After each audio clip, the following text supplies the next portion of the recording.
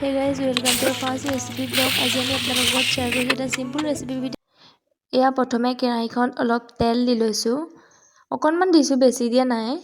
তাৰপাছত গৰম হোৱাৰ লগে লগে পিঁয়াজ আৰু নহৰু দি দিছোঁ। আৰু তাৰ লগত এটা তেজপাত আৰু এটা জলকীয়া আৰু পাঁচফোৰণ দি দিছোঁ। দি অলপ লৰাই দিছোঁ। লৰাই দিয়াৰ পাছত কাটি থোৱা আলুৰ টুকুৰাকেইটা দি দিছোঁ। দি অলপ ভালদৰে মিহলি কৰি দিছোঁ আৰু মটৰ ঢালি দিছোঁ তাতে। বেছি মটৰ নালাগে, অলপ মটৰ লাগে। তাৰপিছত হালধি, নিমখ দি ভালদৰে মিহলি কৰি দিছোঁ আৰু ঢাকন মাৰি দিছোঁ। অলপ সময়ৰ পিছত গৰম হৈ গৈছে আৰু ধুনীয়াকৈ সিজিব ধৰিছে। আৰু অকণমান ধনিয়া গুড়ি ছটিয়াই দিছোঁ আৰু অলপ জিৰা গুড়ি দুটা ছটিয়াই অলপ মিক্স কৰি তাৰপাছত বিলাহীখিনি দি দিছোঁ। বিলাহীখিনি দিছোঁ, অলপ ৰেড চিলি দিছোঁ।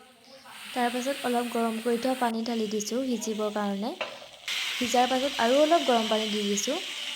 গৰম পানী দিয়াৰ পাছত লাহে লাহে সিজিব ধৰিছে আৰু প্ৰায় হৈছেগৈ।